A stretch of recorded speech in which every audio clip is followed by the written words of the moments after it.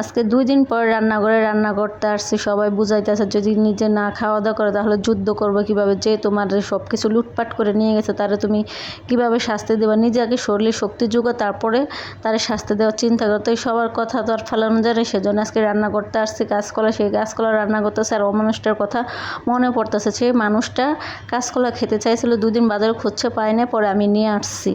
সে আইনা দেখি তার পছন্দের জিনিস, আইনা দেখি সে ঘরে নাই। তখন বলেন কেমন লাগে, জানি না আমার সাথে এরকমটা কেন হয়। আমি যারে বেশি ভালোবাসি সে আমার আঘাত দেয়, সে আমার কষ্ট দেয়, কেন জানি না এরকমটা হয়। মানুষকে বেশি বিশ্বাস করার কারণে মানুষ আমাকে বিশ্বাসঘাতকতা করে, মানুষ আমার সরলতার সুযোগটা নিয়ে ভালো মানুষটা দেখে আমার বিশ্বাসটা অর্জন করে, সে মানুষ আমার ধোঁকা দিয়ে চলে যায়। জানি না কেন এরকমটা হয়, মানুষকে বেশি ভালোবাসার কারণ না কোনো জায়গায় কোনো ফাঁদ থাকে আমি নিজেও জানি না। আমি যাকে ভালোবাসি তাকে মন থেকে ভালোবাসি। আমার গলার কণ্ঠ শুনে বুঝতেছেন যে আমার গলার কণ্ঠ একদম ভালো নাই।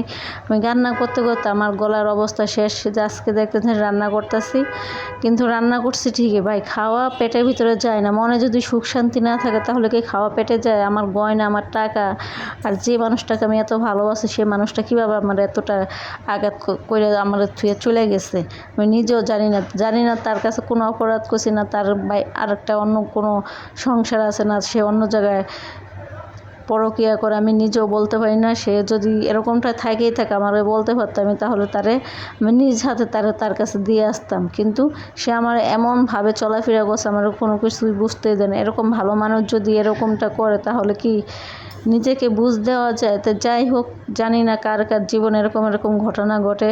আমার মতো এরকম ঘটনা কেউ যাতে জীবনে না হয়, সবাই সতর্ক থাকবেন। মানুষকে এতটা বিশ্বাস করবেন না। আমি যে বিশ্বাস করে বোকামিটা করছি, নিজের ঘরের স্বামীরে, সব স্বামী বলতে না, কিছু কিছু ক্ষেত্রে নিজের স্বামীকে বিশ্বাস করাটা না, বিশ্বাস করলে আপনি প্রতারিত হবেন তার কাছে। দেখেন আমি কথা বলতে পারতেছি না, কথা বলতে আরও কথা আটকে যাইতেছে, গলাটা বসে যাইতেছে। জানি না আমার সাথে এরকমটা কেন হয়, আল্লাহ কেন আমার সাথে এরকমটা করে না, যে আল্লাহ আমার পরীক্ষা নিতেছে, আমি নিজেও বলতে পারি না। যাই হোক, আমার মা বলতেছে এটা তোর উপরে একটা ফাড়া কাইটে গেছে, বড় তো দুর্ঘটনা করতে পারে, তোরা যদি মেরে থুয়ে যেত, যদি কোনো জায়গায় পাচার করে থুয়ে যেত, আল্লাহ না করুক।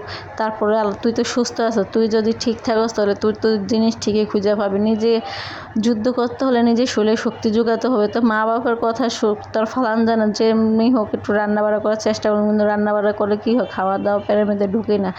রান্না করতেছে, মানুষটার কথা মনে করতে যে তার পছন্দের জিনিস আনছে, তার পছন্দের জিনিস আইনও তার সাথে আমি ফোনে কথা বলে করতেছি যে তোমার কলা খেতে তুমি পছন্দ করো, কলার জন্য কয়দিন ধরে বলতেছে, সেজন্য আমি তোমাকে কলা নিয়ে আসছি, আইসা দেখি তুমি নাই। আমার সাথে এরকমটা কেন করলাম? আমার কি দোষ? সে তখনও আমার সাথে ভালো মানুষের সাথে ব্যবহার করে গেল, কিন্তু সে যে আমার সাথে এরকমটা